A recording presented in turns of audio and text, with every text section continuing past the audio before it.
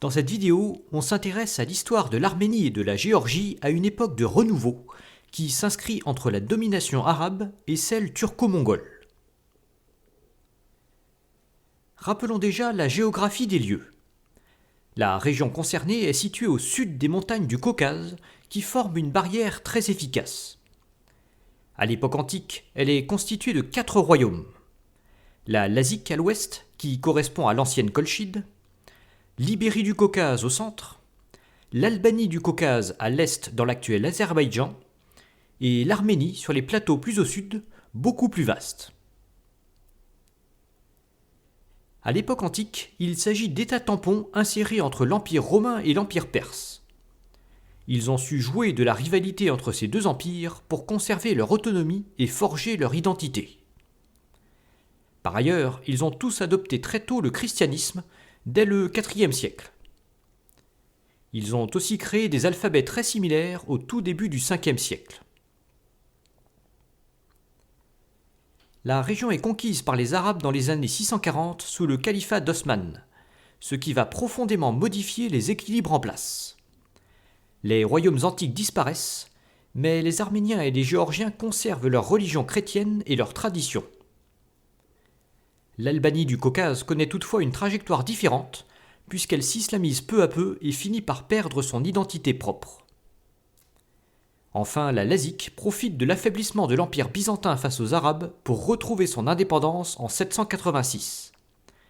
Elle devient alors le royaume d'Abkhazie. L'Ibérie tente à plusieurs reprises de restaurer son indépendance avec l'aide de Byzance et de l'Abkhazie, mais toujours de façon éphémère. Finalement, c'est l'Arménie qui profite de l'affaiblissement des califes abbassides pour reformer un royaume plus durable en 885, dirigé par la dynastie des Bagratides.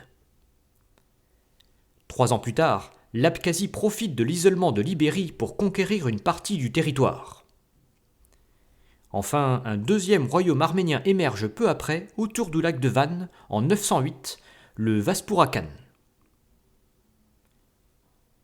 Cette époque marque le renouveau de l'Arménie.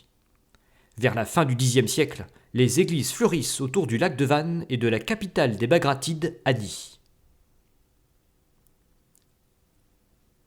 À la fin du Xe siècle, l'affaiblissement de l'Abkhazie permet l'essor de pouvoirs locaux qui se chargent d'agrandir leur territoire.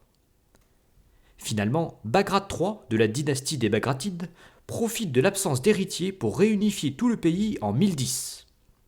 C'est l'acte de naissance du royaume de Géorgie.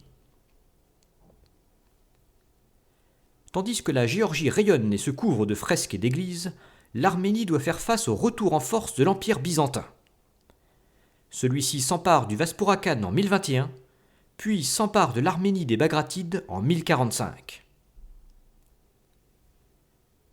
Pour accélérer la rechristianisation dans les territoires musulmans récemment reconquis, les Byzantins encouragent les Arméniens à s'installer en Cilicie, ce qui entraîne une première vague de migration. Puis les Turcs seldjoukides arrivent peu après, et ils s'emparent d'Ani en 1064, ce qui provoque une deuxième vague de migration arménienne vers la Cilicie.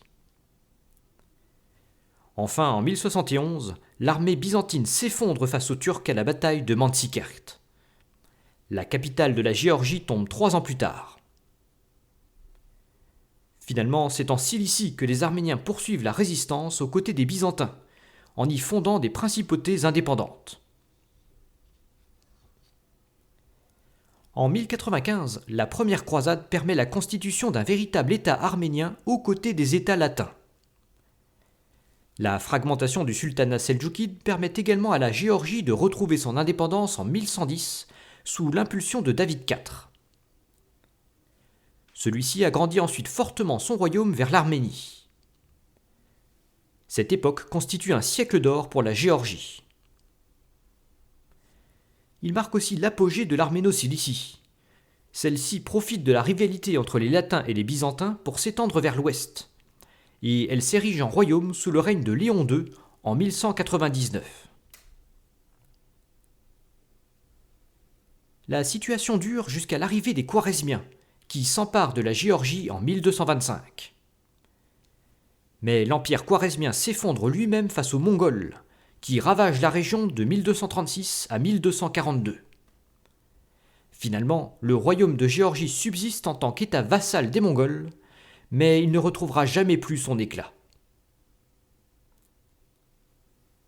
Quant au royaume arménien de Cilicie, il décide de s'allier aux Mongols face aux musulmans, ce qui le sauve de l'invasion.